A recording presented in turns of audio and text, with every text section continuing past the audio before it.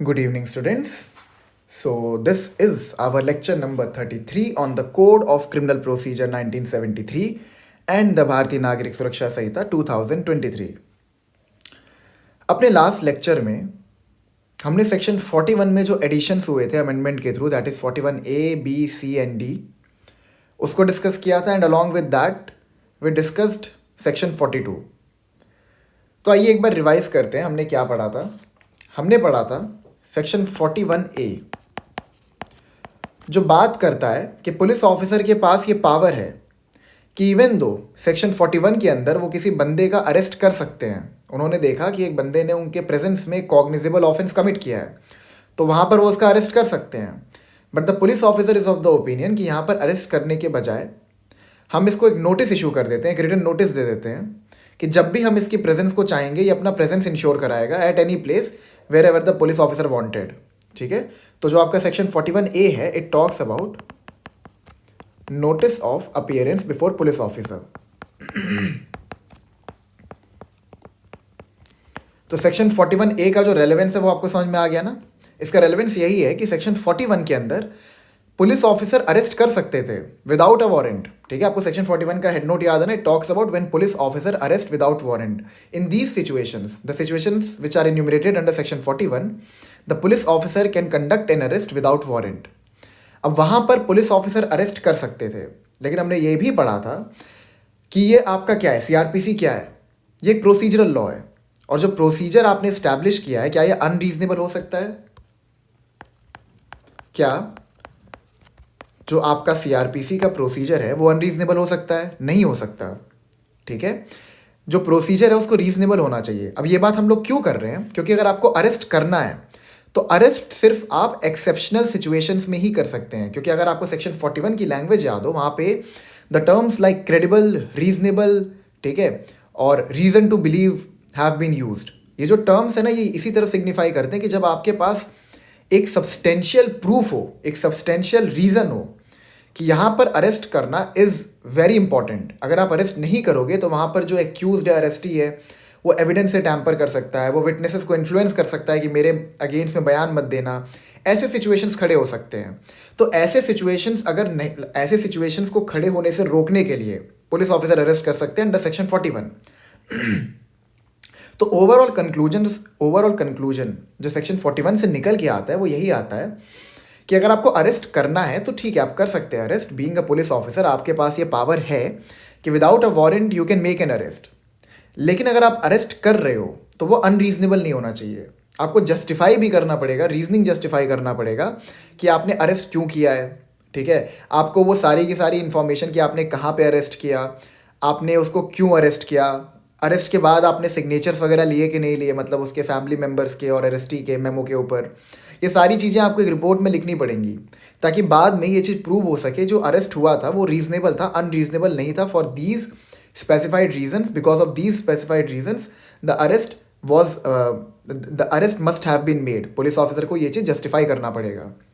ठीक है, तो अगर आपको सेक्शन 41 की, मैं आपको सेक्शन 41 का भी रिवीजन करवा ही देता हूँ. तो जो आपका सबसेक्शन 1 था, सबसेक्शन 2 में जाने की ज़रूरत नहीं है. सबसेक्शन 1 जो है वहाँ पे आपका क्या कहता था, सेक्शन 41 सबसेक्शन 1, उसके अंदर में आपके ये सारे सिचुएशंस थे जहाँ पर police officer without a warrant arrest कर सकते थे. सबसे पहले जब आपका ए पे आते हैं तो A talks about in the presence of the police officer if the person has committed a cognizable offence. B पे आते हैं, बी में क्या था, अगर जो एक्यूज्ड है, ठीक है, उसके अगेंस्ट में एक रीजनेबल कंप्लेंट मिली है या फिर कोई क्रेडिबल इंफॉर्मेशन मिली है या फिर एक रीजनेबल सस्पिशन एग्जिस्ट करता है. ठीक है, मतलब बेसिकली एक्यूज्ड के अगेंस्ट में एक आपको इन्फॉर्मेशन मिली है और ये सारे जो फैक्टर्स हैं ये सेटिस्फाई हो रहे हैं. कौन कौन से फैक्टर्स हैं? रीजनेबल कंप्लेंट, मैं इसको शॉर्ट में लिख दे रहा, credible information and at last reasonable suspicion exist. ठीक है, अगर ये सारे कंडीशन सेटिस्फाई होते हैं और जो कॉग्निजेबल ऑफेंस की आपको इन्फॉर्मेशन मिली है उसकी जो पनिशमेंट है इट इज़ ईदर 7 years और लेस देन 7 years. ठीक है, तो यहाँ पर आप अरेस्ट कर सकते हो अगर 1-2 आई एम सो सॉरी, हाँ, अगर उसमें 1-2 के जो कंडीशंस जो दिए हुए हैं अगर वो सेटिस्फाई होते हैं. क्या क्या कंडीशंस थे कि पुलिस ऑफिसर को लगता है कि अगर इस बंदे को हमने फ्री छोड़ दिया, अरेस्ट नहीं किया, तो ये कुछ और फर्दर ऑफेंस कमिट कर सकता है, या फिर वो इन्वेस्टिगेशन में एक बाधा बन सकता है, या फिर वो एविडेंस के साथ टैम्पर कर सकता है, एविडेंस में छेड़छाड़ कर सकता है, वो विटनेसेस को इन्फ्लुएंस कर सकता है। ठीक है, तो ये सारे कंडीशंस थे। अगर ये सारे कंडीशन सेटिस्फाई होते हैं, मतलब इनमें से कोई भी एक कंडीशन सेटिस्फाई होता है, तो वहाँ पर पुलिस ऑफिसर अरेस्ट कर सकते हैं। फिर आता है सी में सिंपल है, कोई बहुत बड़ा डिफरेंस नहीं आता है। यहाँ पे बस 7 साल से अधिक के पनिशमेंट वाले ऑफेंसेस कवर्ड हैं, जो कॉग्निजेबल ऑफेंसेस होते हैं। ठीक है, it's not C, I am so sorry, यहाँ पे बी ए था। ठीक है, फिर आपका बी ए आता है। ठीक है, फिर आपका सी आता है। सी में किसके बारे में बात किया था? Proclaimed offender. ठीक है, अगर कोई प्रोक्लेम्ड ऑफेंडर है तो उसका अरेस्ट पुलिस ऑफिसर कर सकते हैं। फिर डी में आता है आपका कि एक ऐसा इंसान जिसके पोजेशन में एक स्टोलन प्रॉपर्टी मिला है, स्टोलन प्रॉपर्टी। ठीक है, अच्छा, स्टोलन प्रॉपर्टी कहाँ पे डिफाइंड है? ये आपका डिफाइंड है सेक्शन 410 ऑफ आईपीसी के अंदर। ये आप ध्यान रखिएगा, नोट कर लीजिएगा। ठीक है, फिर आता है आपका ई में आपका आता है ऑब्स्ट्रक्शन, मतलब एक पुलिस ऑफिसर को while is executing his duty, वहाँ पर उसके ड्यूटी के एग्जीक्यूशन में अगर आप एक बाधा बनते हो तो ये आपका ऑब्स्ट्रक्शन हो गया। ठीक है, फिर आते हैं एफ पे। एफ पे आपका कौन आता है? डिजर्टर। डिजर्टर मतलब क्या? जो आर्म फोर्सेस से भाग गया, अपनी ड्यूटीज़ को निभाने के बजाय वो घर के कंफर्ट को ज़्यादा प्रेफर किया और वो उसकी ड्यूटीज़ को छोड़ के भाग गया। ठीक है, फिर उसके बाद क्या आता है? फिर आता है आपका जी, जहाँ पर ये कहा गया था who has been concerned in or against whom a reasonable complaint has been made or credible information has been received or a reasonable suspicion exist of his having been concerned in any act committed at any place out of India. याद है ना, ये extradition की बात करता है। ठीक है, इसको आप याद कर लीजिएगा इसी तरीके से, काफ़ी आसान होगा। फिर जो आपका एच है वो रिलीज्ड कन्विक्ट के बारे में बात करता है। ठीक है, जो कन्विक्ट होते हैं उनको पैरोल या फिर पार्डन पे अगर छोड़ दिया जाए, ठीक है, पैरोल और पार्डन पे अगर छोड़ दिया जाए, अब वो कन्विक्ट हो चुका है। देखिए, एक्यूज्ड और कन्विक्ट जो हैं दोनों डिफरेंट टर्म्स होते हैं। ठीक है, एक्यूज्ड वो होता है जिसके ऊपर एक्यूजेशंस लगे होते हैं, एलिगेशंस लगे होते हैं कि उसने कोई ऑफेंस कमिट किया है, एंड जब उसको ट्रायल के टाइम पे गिल्टी मतलब ऐसा मान लिया जाता है कि वो बंदा गिल्टी है, उसके जो ऑफेंसेस हैं वो प्रूव हो जाते हैं, तो वो एक्यूज से कन्विक्ट बन जाता है। क्लियर आपको यहाँ तक? ठीक है, तो एच आपका क्या था? Release convict. तो यहाँ पे ये एच क्या कहता है आपका? एच ये कहता है कि अगर कोई इंसान रिलीज कन्विक्ट है, मतलब ठीक है, उसको उसका कन्विक्शन हो चुका है, तो या तो उसने अपना पनिशमेंट पूरा कर लिया है, ठीक है, या फिर उसको पैरोल या फिर पार्डन पे छोड़ दिया गया है, जो कि सेक्शन 356 सब सेक्शन 5 जिसे डील करता है। मेरे को पता है, मैंने ये सेक्शन अभी पढ़ाए नहीं है। सेक्शन 82 जिसमें प्रोक्लेम्ड ऑफेंडर की बात की गई है। ठीक है, ये हम लोग नेक्स्ट लेक्चर में पढ़ेंगे, प्रोक्लेम्ड ऑफेंडर कौन होता है, उसको कौन डिक्लेयर करता है। मैं आपको रीज़न बता रहा हूँ नेक्स्ट लेक्चर में क्यों पढ़ेंगे, क्योंकि हमने 41 ABCD ये हमने पढ़ लिया है, बट ये 41 ABCD जो है ये एक अमेंडमेंट के थ्रू आया है। ठीक है, तो ये क्यों, इसका एडिशन क्यों हुआ है, ये हमें समझना बहुत इंपॉर्टेंट है। तो इसको समझने के लिए हम लोग केस लॉस डिस्कस करेंगे, जिसमें से एक है DK बासु, एक है अरनेश कुमार केस, और एक है जोगिंदर कुमार। ठीक है, ये सारे के सारे केस लॉज हम लोग अपने नेक्स्ट लेक्चर में डिस्कस करेंगे, जो सेक्शन 41 से रिलेटेड है। तो हाँ, आपका एच में आ गया रिलीज कन्विक्ट। ठीक है, तो ये ऐसे ऑर्डर है, इसको याद रखिएगा आप। उसके बाद अरे हाँ, एक छूट गया था आपका आई क्या था आपका? Requisition. Requisition by police station of other jurisdiction.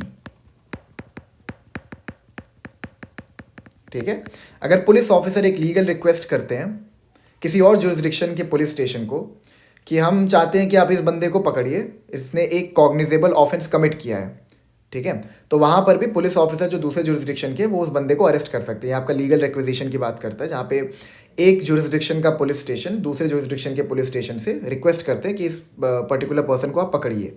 ठीक है, तो ये आपका सेक्शन 41(1) का हायरार्की था, ये आप याद रखिएगा, ABBACDEFGHI।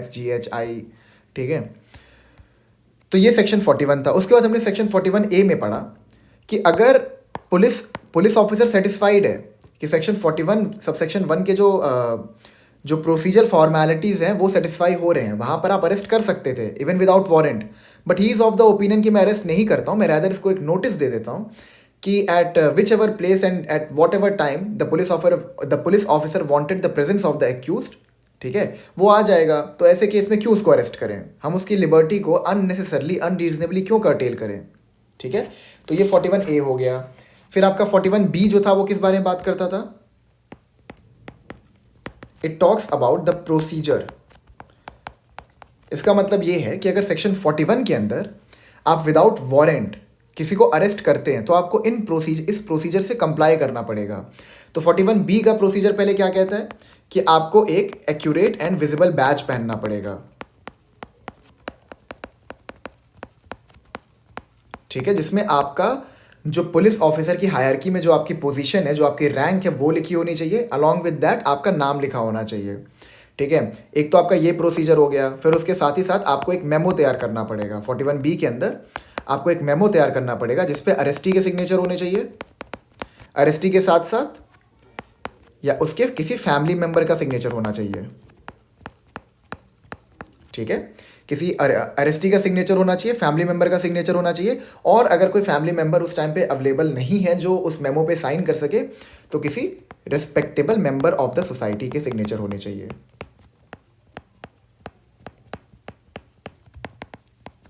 ठीक है। इन शॉर्ट आपका रिवीजन करवा रहा हूं यहां पे मैं। फिर आता है आपका 41C। 41C किस बारे में बात करता है, control room at district and state level,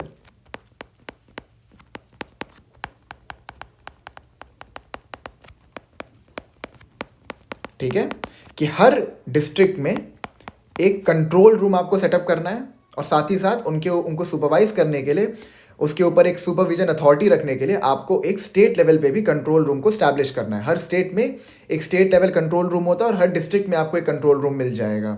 और यहाँ पर ये ऑब्लिगेशन किसके ऊपर है, कंट्रोल रूम को स्टैब्लिश करने की स्टेट गवर्नमेंट के ऊपर। क्लियर है आपको। फिर लास्ट में आता है 41D, to meet the advocate of his choice during interrogation, ठीक है।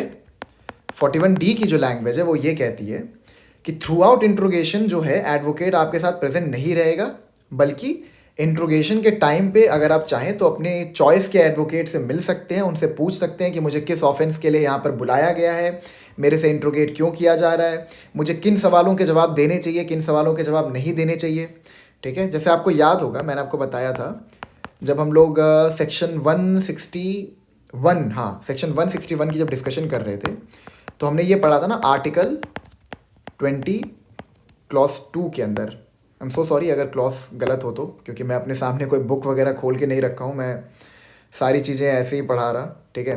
तो आर्टिकल 20 क्लॉज 2 के अंदर था आपका डॉक्ट्रिन ऑफ सेल्फ इंक्रिमिनेशन। तो आप इससे रिलेट कर सकते हैं कि even at the time of interrogation, ठीक है, अभी आप एक्यूज्ड है ना, इंट्रोगेशन के टाइम पे तो आप एक्यूज्ड हैं, तो आपके पास ये फंडामेंटल राइट अवेलेबल है। यहाँ पर ये फंडामेंटल राइट क्या कहता है कि आप किसी भी ऐसे सवाल का जवाब देने के लिए ड्यूटी बाउंड नहीं है जो आपको इंक्रिमिनेट कर सके, ठीक है, आपके अगेंस्ट में क्रिमिनल प्रोसीडिंग को इनिशिएट कर सके।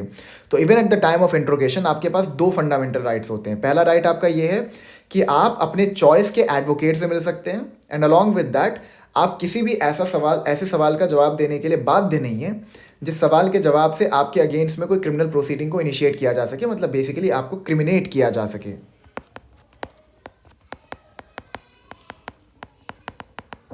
ठीक है। यहाँ तक क्लियर है आपको। 41D हो गया क्लियर। फिर हमने सेक्शन 42 पढ़ा था। 42 में आपका क्या था, सेक्शन 42 को हमने पढ़ा था कि ये सेक्शन 155 का एक एक्सेप्शन है।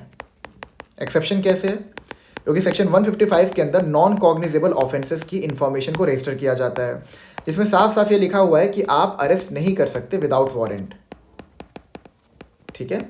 इवन दो आपको अगर सेक्शन 155 सब सेक्शन 3 के अंदर परमिशन भी मिल जाए कि आप इन्वेस्टिगेशन कंडक्ट कर सकते हो, even at that time investigation की पावर के साथ में आपके पास ये पावर नहीं आती है कि आप अरेस्ट कर सकते हो। लेकिन सेक्शन 42 इसका एक एक्सेप्शन है। ये क्या कहता है कि अगर जो एक्यूज्ड है जिसने कोई नॉन कॉग्निजेबल ऑफेंस कमिट किया इन the presence of a police officer, वो अपना नाम या पता देने से मना करता है।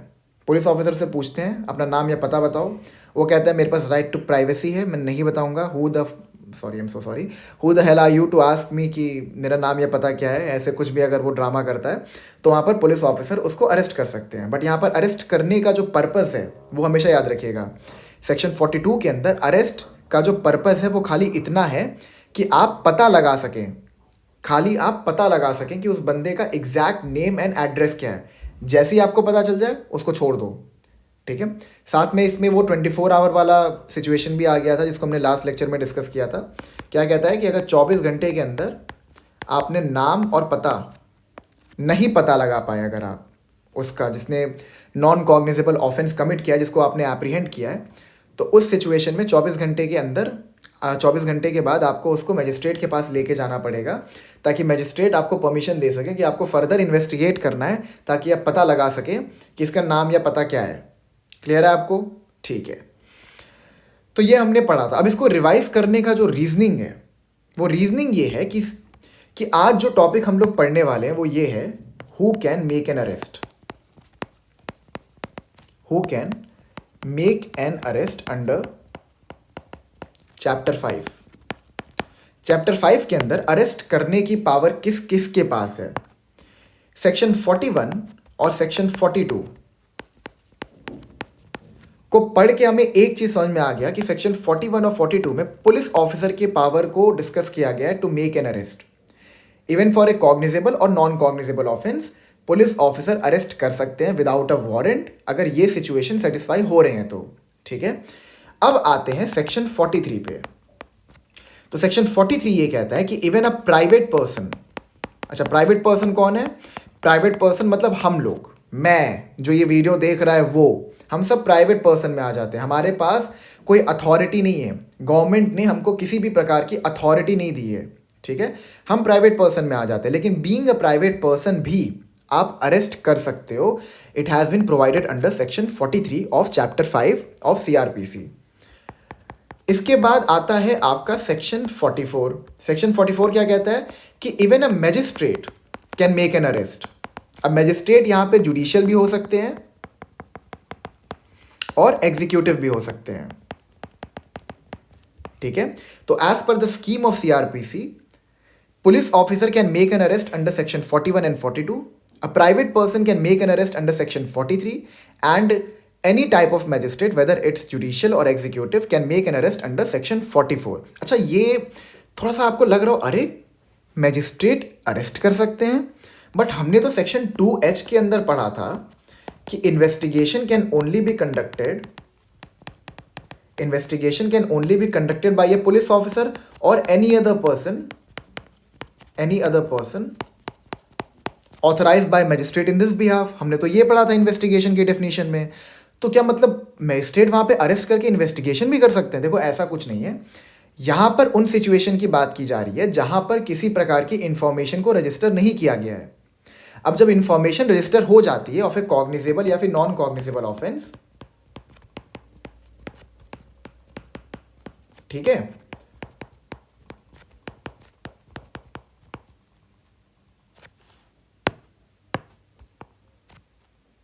जब इंफॉर्मेशन रजिस्टर हो जाती है ऑफ ए कॉग्निजेबल ऑफेंस और सेक्शन 155 के अंदर जब नॉन कॉग्निजेबल ऑफेंस की इंफॉर्मेशन को रजिस्टर किया जाता है जिसकी परमिशन सेक्शन 155 सब सेक्शन 3 के अंदर मिलती है, तो वहां पे उसके बाद इन्वेस्टिगेशन कमेंस होता है, ठीक है। तो ये प्री इंफॉर्मेशन फेज है, ठीक है। मतलब ऐसा है यहाँ पे, मतलब प्री इंफॉर्मेशन फेज आप ऐसे कह सकते हो कि यहाँ पर the magistrate is not conducting an investigation, he is merely making an arrest. Investigation करने की पावर अभी भी पुलिस ऑफिसर के पास ही है। इन्वेस्टिगेशन के दौरान अरेस्ट करना, ये सब करना, ये सब पुलिस ऑफिसर के पास है। मैजिस्ट्रेट यहाँ पे इन्वेस्टिगेशन नहीं कर रहे हैं। सेक्शन 2H ने मैजिस्ट्रेट को इन्वेस्टिगेशन करने से प्रोहिबिट किया है। क्या वहाँ पे कहीं पे भी ये लिखा है कि मैजिस्ट्रेट अरेस्ट नहीं कर सकते? देख के बताइए, क्या सेक्शन 2H में कहीं पे भी लिखा है कि मैजिस्ट्रेट के पास अरेस्ट करने की पावर नहीं है? कहीं नहीं लिखा है ये चीज़, ठीक है। तो जो सेक्शन 2H की जो लैंग्वेज है, ये जो प्रिंसिपल है, उससे कॉन्ट्रडिक्ट नहीं कर रहा है, मजिस्ट्रेट यहाँ पे इन्वेस्टिगेशन कंडक्ट नहीं कर रहे हैं, he is merely making an arrest, and investigation के अंदर में अरेस्ट आता है, ठीक है। मतलब इन्वेस्टिगेशन एंड अरेस्ट जो है वो दोनों अलग अलग चीज़ें हैं। तो यहाँ पर किसी भी एंगल से सेक्शन 2H का जो इन्वेस्टिगेशन का जो डेफिनीशन है उससे सेक्शन 44 में जो मजिस्ट्रेट की पावर है वो कॉन्ट्रावीन नहीं कर रही है। तो अब सेक्शन 43 की तरफ बढ़ते हैं। हमने सेक्शन 41 और 42 के अंदर पुलिस ऑफिसर के पास जो पावर है अरेस्ट करने की उसको पढ़ लिया। अब सेक्शन 43 के अंदर पढ़ के देखते हैं कि प्राइवेट पर्सन किस सिचुएशन में एक अरेस्ट कर सकता है, ठीक है। प्राइवेट पर्सन मतलब हम लोग, हम सब कर सकते हैं अरेस्ट, हम सब के पास ये पावर है by virtue of section 43। So it talks about arrest by private person and procedure on such arrest. यहाँ पे प्राइवेट पर्सन के अरेस्ट की पावर के बारे में बताया गया है, एंड साथ ही साथ जो प्रोसीजर उस प्राइवेट पर्सन को फॉलो करना पड़ेगा उसके बारे में बताया गया है। It says any private person may arrest or cause to be arrested any person. The term any private person has been used. You know what does this signify? Private person, it doesn't matter whether you are a citizen or non-citizen, ठीक है।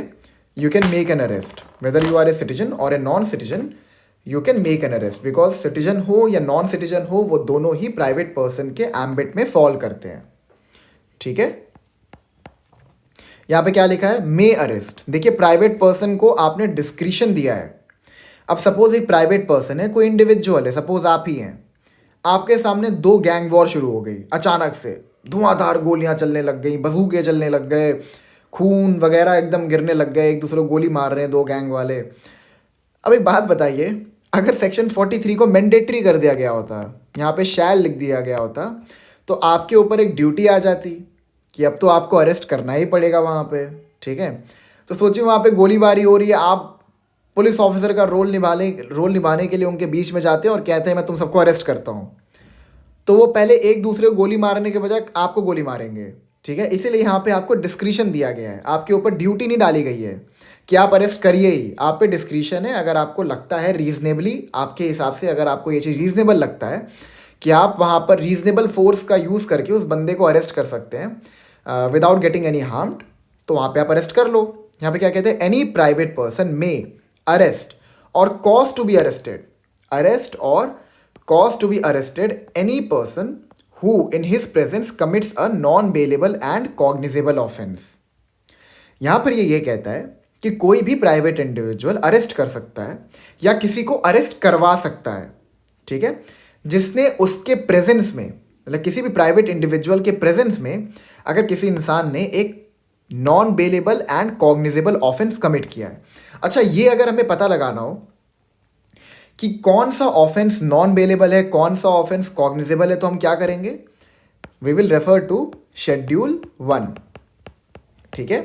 Schedule 1 में आपको एक table मिल जाएगा, ठीक है। उस table में आपका लिखा हुआ है, उस टेबल में आपके आईपीसी के ऑफेंसेस इन्यूमरेटेड हैं, याद है ना आपको ये चीज़, ठीक है। और उस टेबल में आपको ये चीज़ मिल जाएगा कि कौन सा ऑफेंस कॉग्निजेबल होता है, कौन सा ऑफेंस बेलेबल होता है, कौन सा नॉन कॉग्निजेबल, कौन सा नॉन बेलेबल, उसमें लिखा रहता है। क्लियर है आपको ये चीज़? आगे बढ़ते हैं। और एनी प्रोक्लेम्ड ऑफेंडर, ठीक है, प्रोक्लेम्ड ऑफेंडर हम अपने नेक्स्ट लेक्चर में डिस्कस करेंगे। तो आपका जो प्रोक्लेम्ड ऑफेंडर है it is defined under section 82 of CrPC, 82 and 83 साथ में पढ़ते दोनों को, of CrPC, and without unnecessary delay shall make over or cause to be made over any person so arrested to a police officer, ठीक है। देखिए यहाँ पे तो मैंडेटरी कर दिया, डिस्क्रिशन आपको अरेस्ट में दिया गया है, लेकिन अरेस्ट करने के बाद आपको उस बंदे को पुलिस ऑफिसर को सौंपना पड़ेगा। ये नहीं कि आपने अपने घर में एक जेल बना ली और वहाँ पे उसको रख दिया, ऐसा नहीं है। और in the absence of a police officer take such person or cause him to be taken in custody to the nearest police station. और अगर मान लीजिए आप किसी पुलिस ऑफिसर को बुला के अरेस्टी को नहीं दे सकते, तो आप क्या करेंगे, अगर आपके पास मतलब इतना बल है, आपके पास गाड़ियाँ हैं, आप बहुत ताकतवर इंडिविजुअल हो सोसाइटी के, तो you can take such person or cause him to be taken in custody to the nearest police station. तो आप उसको नियरेस्ट पुलिस स्टेशन ले जाइए और वहाँ पर उसको पुलिस कस्टडी में दे दीजिए। यहाँ पे नियरेस्ट पुलिस स्टेशन लिखने का जो रीजनिंग है वो ये है कि ऑब्वियस सी बात है, आप अरेस्टी को जुरिस्डिक्शन पुलिस स्टेशन में लेके नहीं जाओगे, मतलब ले जा सकते हो अगर आपके जुरिस्डिक्शन में कोई ऑफेंस कमिट हुआ है तो आप ले जा सकते हो, इट वुड मेक सेंस। लेकिन ऑब्वियस सी बात है वहाँ तक ट्रैवल करना, इससे बेटर ये है कि जो भी सबसे नज़दीकी पुलिस स्टेशन हो वहाँ पर जाके आप उस अरेस्टी को सौंप सकते हैं पुलिस ऑफिसर को। तो सबसेक्शन 1 को पूरा दोबारा पढ़ते हैं। Any private person may arrest or cause to be arrested any person who in his presence commits a non bailable and cognizable offence. यहाँ पे ये कहता है कि कोई भी प्राइवेट इंडिविजुअल जो है उसके पास ये डिस्क्रिशन है, अगर उसके प्रेजेंस में कोई बंदा नॉन बेलेबल या फिर कॉग्निजेबल ऑफेंस कमिट करता है, उसको अरेस्ट करने की डिस्क्रिशन है प्राइवेट इंडिविजुअल के पास। और एनी प्रोक्लेम्ड ऑफेंडर मतलब कौन, जिनके वो इश्तिहार नहीं निकलते न्यूज़पेपर में कि इस बंदे ने ये ऑफेंस किया, ये भगौड़ा है, ठीक है। तो ऐसा कोई इंसान आपको दिख जाए रोड पे जाते हुए, जैसे लिखा है ना, तो पोस्टर लगे रहते हैं, इस इंसान को ढूंढने वाले को 10,000 का इनाम, 1 लाख का इनाम, ऐसे जो लिखा रहता है, वो प्रोक्लेम्ड ऑफेंडर्स होते हैं, ठीक है। तो अगर कोई प्रोक्लेम्ड ऑफेंडर आपको दिखता है तो आप उसको भी अरेस्ट कर सकते हो, एंड विदाउट अननेसेसरी डिले, मतलब आपको जो बंदा है जिसको आपने अरेस्ट किया है उसको आप अननेसेसरली कस्टडी में नहीं रख सकते। आपने अरेस्ट कर लिया, ठीक है, इट मेक सेंस, आपको पावर दी गई थी अरेस्ट करने की, मेक सेंस। लेकिन इसका मतलब ये नहीं है कि आप उसको हफ्ता, महीना, 2 महीना तक अपने कस्टडी में रख रहे हो, मतलब अपने घर में ले आके रख दिए, एक रूम में बंद कर दिए, महीना 2 महीने से घर में पड़ा हुआ है वो। तो अननेसेसरी डिले का मतलब यही है कि एक रीजनेबल टाइम के अंदर आपको, इट इज़ मैंडेटरी कि आप उस इंसान को जिसको आपने अरेस्ट किया है आप उसको पुलिस ऑफिसर के पास लेके जाएं, और अगर कोई पुलिस ऑफिसर अवेलेबल नहीं है तो नियरेस्ट पुलिस स्टेशन में जाके उनकी कस्टडी में उसको दे दें। सबसेक्शन 1 क्लियर है। Subsection 2, if there is reason to believe that such person comes under the provision of section 41, a police officer shall rearrest him. अब अगर पुलिस ऑफिसर को लगता है, ठीक है, कि जिस इंसान को एक प्राइवेट इंडिविजुअल लेके आया है, जिसके प्रेजेंस में उस इंसान ने एक कॉग्निजेबल और नॉन बेलेबल ऑफेंस कमिट किया था, अगर पुलिस ऑफिसर श्योर रहता है, मतलब उसके पास उस बंदे को लेके गए आप, बीइंग अ प्राइवेट इंडिविजुअल, आपने किसी को अरेस्ट किया, आप उसको पुलिस ऑफिसर के पास लेके गए, पुलिस ऑफिसर ने मैटर को स्क्रूटनाइज किया and the police officer came to the conclusion कि इस बंदे ने एक कॉग्निजेबल ऑफेंस कमिट किया है, ठीक है। देखिए लिखा है, if there is reason to believe, मतलब पुलिस ऑफिसर सेटिस्फाइड है that such person comes under the provision of section 41, section 41 के जो कंडीशंस हैं वो सेटिस्फाई हो रहे हैं, तो वहाँ पर पुलिस ऑफिसर क्या कर सकता है, उसको दोबारा रीअरेस्ट कर सकता है। मतलब प्राइवेट पर्सन की कस्टडी से लेके पुलिस ऑफिसर उसको पुलिस कस्टडी में डाल सकता है। Subsection 3, if there is reason to believe that he has committed a non cognizable offence, reason to believe that he has committed a non-cognizable offense and he refuses on the demand of a police officer to give his name and residence or gives a name or residence which such officer has reason to believe to be false, he shall be dealt with under the provisions of section 42, but if there is no sufficient reason to believe that he has committed any offense, he shall be at once released। ठीक है, देखिए यहाँ पर basically ये कहना चाहता है कि अब पुलिस ऑफिसर के पास जब एक प्राइवेट इंडिविजुअल एक ऑफेंडर को लेके जा रहा है अपनी कस्टडी से, मतलब अभी वो प्राइवेट इंडिविजुअल कस्टडी में था, तो वो बेसिकली प्राइवेट इंडिविजुअल उस बंदे को पुलिस कस्टडी में भेजना चाहता है। अब आप पुलिस के पास लेके गए तो पुलिस ऑफिसर आपसे पूछताछ करेंगे, पूरे मैटर को स्क्रूटनाइज करेंगे, और उसको स्क्रूटनाइज करने के बाद या तो वो बंदे ने कोई कॉग्निजेबल ऑफेंस कमिट किया होगा, या तो उस बंदे ने कोई नॉन कॉग्निजेबल ऑफेंस कमिट किया होगा, या फिर उस बंदे ने कोई भी ऑफेंस नहीं कमिट किया होगा, ठीक है। तो अगर उसने कॉग्निजेबल कमिट किया है तो वहाँ पर पुलिस ऑफिसर के पास पावर है कि वो उसको रीअरेस्ट कर लें। लेकिन अगर उसने एक नॉन कॉग्निजेबल ऑफेंस कमिट किया है इन the presence of A private individual, और वो प्राइवेट इंडिविजुअल उसको पुलिस ऑफिसर के पास लेके गया है या फिर नियरेस्ट पुलिस स्टेशन में लेके गया है, तो वहाँ पर वो उस इंसान से सेक्शन 42 का जो प्रोसीजर फॉर्मेलिटी है उसको फॉलो करेंगे और पूछेंगे कि तुम्हारा नाम क्या है, तुम्हारा एड्रेस क्या है।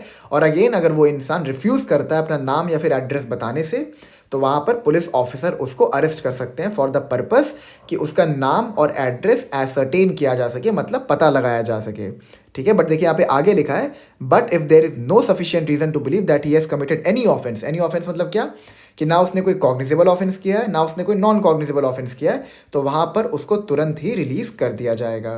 क्लियर है। सेक्शन 44 पे आते हैं, तो सेक्शन 43 आपको क्लियर हो गया ना कि एक प्राइवेट इंडिविजुअल कब अरेस्ट कर सकता है। अच्छा ये चीज़ ध्यान रखिएगा कि अगर सेक्शन 43 के अंदर बीइंग अ प्राइवेट इंडिविजुअल आप किसी को अरेस्ट करते हो, ठीक है, और बाद में ये पता चलता है कि उस बंदे ने कोई ऑफेंस कमिट ही नहीं किया था, ठीक है, उस बंदे ने कोई ऑफेंस कमिट ही नहीं किया था, तो ऐसा नहीं है कि आपके अगेंस्ट में कोई बहुत बड़ी प्रोसिक्यूशन चालू हो जाएगी, बट हाँ आपको जस्टिफाई करना पड़ेगा। बीइंग अ प्राइवेट इंडिविजुअल जो बर्डन ऑफ प्रूफ होगा वो आप पे लाए करेगा अगर उसको रिलीज़ किया जाता है कि आपने इसको अरेस्ट क्यों किया। अगर आप जस्टिफाई कर दिए कि मैंने इस रीजनिंग की वजह से इसको अरेस्ट किया है तो ठीक है, जस्टिफाई नहीं कर पाए तो आपको मतलब कुछ फाइन वगैरह देना पड़ सकता है, जो कि मतलब एक तरीके का कंपेंसेशन होगा टू द अरेस्टी। क्लियर है। और हाँ अब यहाँ पर ये कहा गया है कि एक प्राइवेट इंडिविजुअल जो है अगर उसकी प्रेजेंस में कोई नॉन बेलेबल या फिर कॉग्निजेबल ऑफेंस कमिट हो रहा है तो सिर्फ उसी टाइम पे वो उसको अरेस्ट कर सकता है। अब किसी कोई प्राइवेट इंडिविजुअल सीआरपीसी का बैरक लेके थोड़ी घूमते रहता है। आप मतलब जब भी रोड पे निकलते हैं तो क्या सीआरपीसी का बैरक लेके घूमते हैं? और आपने कोई मारपीट देखी या फिर कोई चोरी चकारी देखी तो आप शेड्यूल 1 खोल के देखोगे, अच्छा ये देखो ये बेलेबल है, ये नॉन बेलेबल है, ये कॉग्निजेबल है, नॉन कॉग्निजेबल है, इसको अरेस्ट कर सकता हूँ, हाँ चलो करता हूँ अरेस्ट। ऐसे थोड़ी होता है। आपने बस प्रिज्यूम किया कि मतलब कोई बहुत ही सिवियर ऑफेंस है, मान लीजिए आपके सामने मर्डर हो गया है, ठीक है। अब वो बंदा मर्डर करके भागने की कोशिश कर रहा है, आपने उसको पकड़ लिया, सिवियर ऑफेंस है यहाँ पर काफ़ी, ठीक है। तो ऑब्वियस सी बात है ऐसे केस में आपको पता ही है कि यहाँ पर इसको पुलिस के पास देना ही है, तो वहाँ पर आप अरेस्ट कर लो, ठीक है। तो ये ऐसा नहीं है कि आपको पता ही होना चाहिए कि आपके सामने कोई नॉन बेलेबल या फिर कॉग्निजेबल ऑफेंस ही कमिट हो रहा है। आपके सामने किसी भी प्रकार का ऑफेंस कमिट हो रहा है तो आप उसको अरेस्ट कर सकते हो। बस आपको ये जस्टिफाई करना पड़ेगा कि आपने अरेस्ट क्यों किया है, और अगर आप जस्टिफाई नहीं कर पाए तो आपको अरेस्टी को कंपेंसेशन देना पड़ जाएगा, ठीक है। एंड अगेन ये आपके ऊपर एक डिस्क्रिशन है कि आप चाहें तो अरेस्ट करिए। ऐसा तो नहीं है कि आप पुलिस ऑफिसर हैं या फिर आपके ऊपर कोई गवर्नमेंट ने कोई पावर इंटरेस्ट की है, ऐसा तो कुछ है नहीं। तो being a private individual it is up to your discretion कि whether you wanted to arrest that person or not. Section 44 पे आते हैं, अरेस्ट बाय मजिस्ट्रेट। 41 42 में पुलिस ऑफिसर की बात की गई थी, 43 के अंदर प्राइवेट इंडिविजुअल की बात की गई थी कि एक प्राइवेट इंडिविजुअल कब अरेस्ट कर सकते हैं। अब 44 में मजिस्ट्रेट को भी एम्पावर किया गया है कि वो अरेस्ट कर सकते हैं। आइए देखते हैं कि मजिस्ट्रेट कैसे अरेस्ट कर सकते हैं, ठीक है। Subsection 1, when any offence is committed in the presence of A magistrate. अगर मजिस्ट्रेट के प्रेजेंस में, याद रखिएगा यहाँ पे दोनों ही मजिस्ट्रेट की बात हो रही है, that is judicial and executive, ठीक है। वेदर, अब आगे लिखा हुआ है actually, weather executive or judicial with in his local jurisdiction. With in his local jurisdiction मतलब क्या कि मजिस्ट्रेट अपने जुरिस्डिक्शन में है और उनके जुरिस्डिक्शन में किसी ने एक ऑफेंस कमिट किया, वेदर कॉग्निजेबल और non cognizable, he may himself arrest और order any person to arrest the offender and may thereupon, subject to the provisions herein contained as to bail, commit the offender to custody। इसका मतलब यहाँ पर ये है कि अगर मजिस्ट्रेट के सामने कोई भी कॉग्निजेबल या फिर नॉन कॉग्निजेबल ऑफेंस कोई बंदा कमिट करता है तो वहाँ पर मजिस्ट्रेट उसको अरेस्ट कर सकते हैं, ठीक है। अब ये मजिस्ट्रेट एग्जीक्यूटिव भी हो सकते हैं, जुडिशियल भी हो सकते हैं, but the term within his local jurisdiction has been used. मतलब कि जो उनका जुरिस्डिक्शन होता है, जैसे मैंने आपको बताया था ना कि मजिस्ट्रेट का जुरिस्डिक्शन कैसे होता है, तो अगर मजिस्ट्रेट के जुरिस्डिक्शन में, उनके प्रेजेंस में किसी ने कोई कॉग्निजेबल या फिर नॉन कॉग्निजेबल ऑफेंस कमिट किया है तो मजिस्ट्रेट या तो उसको खुद अरेस्ट कर सकते हैं या तो वो आसपास के किसी भी इंसान को ये ऑर्डर दे सकते हैं कि इस इंसान को अरेस्ट करो, ठीक है। And may thereupon, subject to the provision herein contained as to bail, commit the offender to custody, ठीक है। मतलब वो उसको फिर कस्टडी में भेज सकते हैं। सबसेक्शन 2 पे आते हैं, any magistrate whether executive or judicial may at any time arrest or direct the arrest in his presence within his local jurisdiction, ठीक है। Any magistrate executive or judicial may at any time arrest or direct the arrest in his presence within his local jurisdiction of any person for whose arrest he is competent at the time and in the circumstances to issue a warrant। थोड़ा सा आपको लगेगा ये intricate है, थोड़ा सा difficult to understand है, but बहुत आसान है। मैं समझाता हूँ इसका मतलब क्या है। अब सपोज ट्रायल चल रहा है, ठीक है, किसी बंदे का ट्रायल चल रहा है। अब ट्रायल में आप देखते हैं, अगर मूवीज़ में आपने देखा हो, कई सारे लोग बैठे होते हैं, कई सारे विटनेसेस को बुलाया जाता है जिनकी टेस्टिमनी ली जाती है, ठीक है। कई सारे विटनेसेस को बुलाया जाता है जिनकी टेस्टिमनी ली जाती है। अब सपोज किसी विटनेस की टेस्टिमनी ली गई, ठीक है, और उसकी टेस्टिमनी से ये पता लग गया कि इसी बंदे ने ही ऑफेंस किया, मतलब जो बंदा एक्यूज्ड है वो तो चलो है, ठीक है, बट ये जो बंदा विटनेस बन के आया था ये तो को एक्यूज निकल गया, ठीक है, ये को एक्यूज निकल गया। तो at the time of trial magistrate order कर सकते हैं कि इस बंदे को अरेस्ट कर लो। तो यहाँ पे क्या कहते हैं, any magistrate whether executive or judicial may at any time arrest or direct the arrest in his presence within his local jurisdiction of any person for whose arrest he is competent at the time and in the circumstances to issue a warrant। Clear है आपको ये चीज?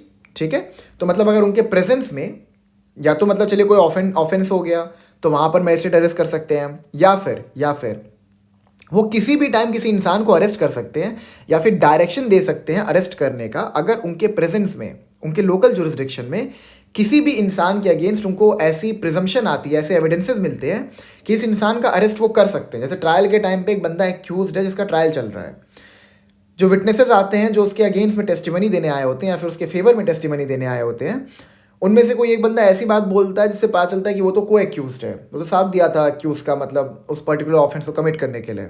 तो वहाँ पर magistrate क्या करेंगे, उसका भी अरेस्ट का ऑर्डर दे देंगे by virtue of section 44 subsection 2। ठीक है, क्लियर है आपको? अब सेक्शन 45 से हम लोग आगे पढ़ेंगे। ठीक है, so we are done with section 43 44। अब नेक्स्ट लेक्चर में जो हम लोग डिस्कस करने वाले हैं वो है again section 41 and along with that we gonna discuss DK Basu, Arnesh Kumar and Joginder Kumar case. ये तीनों केस लॉज हम लोग अपने अगले लेक्चर में डिस्कस करेंगे। इनको डिस्कस करने का जो पर्पस है वो ये है क्योंकि हमने देखा है सेक्शन 41 में A, B, C and D को ऐड किया गया है। तो जो ये आपका A, B, C and D का एडिशन हुआ है ना, ये बाय वर्च्यू ऑफ इन्हीं 3 केस लॉज से हुआ है। तो इन तीनों केस लॉज को हम लोग अपने अगले लेक्चर में डिस्कस करेंगे। Along with that we gonna discuss about proclaimed offenders.